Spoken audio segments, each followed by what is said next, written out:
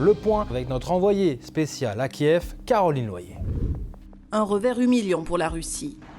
Les hommes de Vladimir Poutine ont fui, laissant derrière eux véhicules et équipements. Les combattants d'Azovstal seront finalement traduits en justice, en territoire séparatiste russe, et non échangés contre des prisonniers de guerre. La déclaration faite par le dirigeant de la République populaire de Donetsk et qui provoque la colère ici, dans la capitale, tout comme dans le reste du pays. Caroline Loyer, vous êtes notre envoyée spéciale à Conakry. Caroline, vous avez rencontré le président du CNT, c'est un proche du colonel Doumbouya. J'ai donc d'abord demandé au docteur Kourouma à quand le retour des civils au pouvoir. Donc elle est indéterminée. Elle est déterminée. En termes de durée, elle est indéterminée. Bien sûr, la durée de la transition est à déterminer. Est à déterminer. Par conséquent, la durée du mandat du CNT court de son installation jusqu'au jour qu'on va passer le témoin à la nouvelle Assemblée. C'est là qu'est toute l'interrogation pour le moment. J'ai perdu 11 membres de ma famille. Des décès qui surviennent en l'espace de quelques semaines.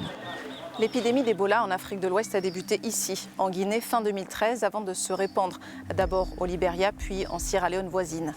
En 3 ans, elle a fait 11 000 morts et laissé derrière elle plus de 20 000 orphelins. Survivre au froid, au manque de nourriture et à l'incertitude. Les associations estiment environ 1500 le nombre de migrants établis ici, sur des terrains vagues ou dans la forêt. Tous ont déjà tenté la traversée de la Manche au moins une fois, si ce n'est des dizaines, au péril de leur vie. Beaucoup ont fui la violence, comme Hassan, venu du Soudan. Alors cette chambre haute du Parlement britannique, techniquement, ne peut pas contraindre Boris Johnson à abandonner son projet, mais elle peut lui demander de revoir sa copie, d'apporter des modifications. Le désert à perte de vue.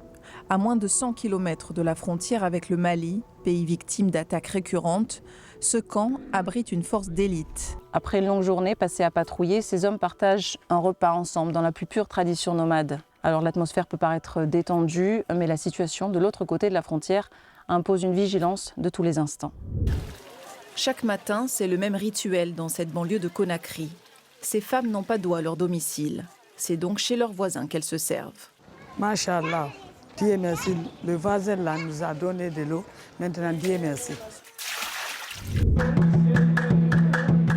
En Mauritanie, République islamique, être divorcée n'est pas mal perçu.